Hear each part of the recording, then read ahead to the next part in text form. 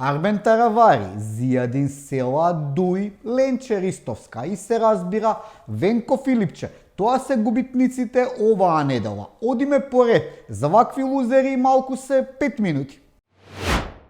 СДСМ навистина да ти биле демократска партија. Кој ќе се побуди против неговото височество Венко, одма му го удираат сатарот. Како на времето што ги праќале на Голи оток, така сега прекиот суд на Бихачка по брза постапка дели пресуди. И тоа на денот кога цела Македонија тажеше по жртвите од пожарот во Кочани. Кажеш ли нешто? Одма исклучување. Ете, Петре Шилегов во живо на телевизиска емисија дозна дека е исклучен од СДСМ само затоа што најави иницијатива за менување на лидерот. Петре се свести дека СДСМ станале 5-та партија во главниот град, а 3-та во Македонија. Уште и спомена дека во СДСМ некои се по дрогата, а некои по кешот. Баш ме чуди, СДСМ не се по такви работи. Има многу да кажам за психотропните субстанции, определени лица и парите што така лесно ги има заработено изминатиот период. Не дека Венко не е за менување, ама ако замената на Филипче е екипата на Шилегов, господа им е на помош на СДСМ и долги години во опозиција. Значи неделава не му се погоди на Венко. Кој стигне го демантира за тоа дека во Македонија ќе дошле мигранти и ќе се градат кампови. Да ти е жал да го зезаш. Дури и британскиот амбасадор му повтори, не се планирани никакви кампови. Ама еве, ако толку сака кампови, Венко може да направи камп за овие инфлуенсеркиве и старлетиве што се вратија од привремена работа во Дубај. Нема подобра локација за ваков камп од струмичките ниви засадени со трава. Откако владата најави дека ќе се одземаат лиценци за марихуана, ќе се ослободи простор. Да ја направиме струмица како Дубај, ако не е и поубава.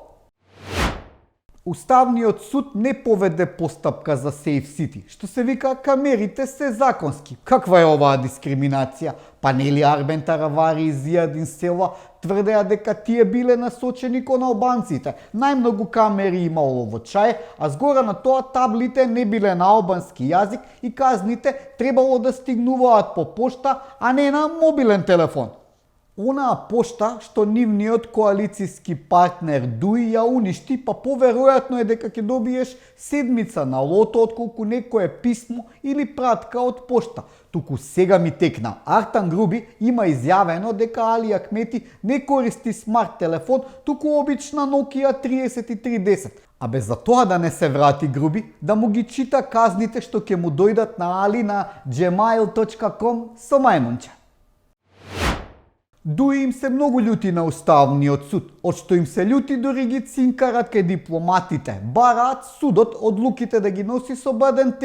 Просто кажано, што има врска дали некој закон е уставен или неуставен? Ако не се сложат судиите албанци, нема да важи. Арбер Адеми дури и побара председателот Дарко Костадиновски да си поднесе оставка.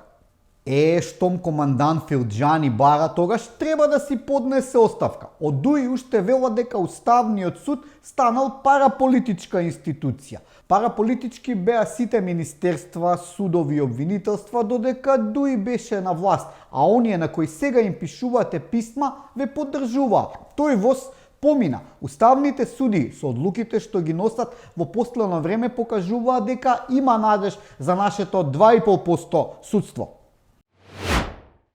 Кадарот на СЈО, Ленче Ристовска, не стана ни јавен обвинител, откако претходно не стана ни судија во Страсбур. Нема што не стана, и оваа гарант е дискриминирана. Ленче вели дека подобноста не требало да биде критериум за избор. Ова како за себе да го зборува. Додека беше дел од СЈО, Ристовска ја докажа подобноста кон оние кои ја рушеа демократијата во Македонија и кои со прислушувани разговори креираа монтирани судски случаи, а чија крајна цел беше промена на името што на крајот и се случи. Туку да ја прашам Ленче, ја носи уште таа маичката СЈО со 3 граци? Едно време беше хит, ама сега излегоа од мода, барем за по дома, за спиење или за бришење прашина. Еден Петар, кој да ти бил член на извршниот одбор на СДСМ, познат само на домашните, вели дека македонските граѓани плаќале високи сметки за струја поради криминал во Рек Битола, ако не па да го вратиме Ковачевски. Замислете, СДСМ зборува за криминал во Рек Битола, па нивниот кадар е во бегство токму за криминал во Рек Битола вреден 6,5 милиони евра. Васко, јави се од некоја плажа, исклучи им ја струјата на овие од СДСМ, џабе ја трошат. За крај се јави и Стево Пендаровски. Ви текнува кој беше тој, загрижен е што со законот за јазици би можело да се укине албанскиот јазик во Македонија. Јас пак мислев дека е загрижен за македонците и македонскиот јазик во Бугарија и Грција. Во СДСМ македонците им се на последно место.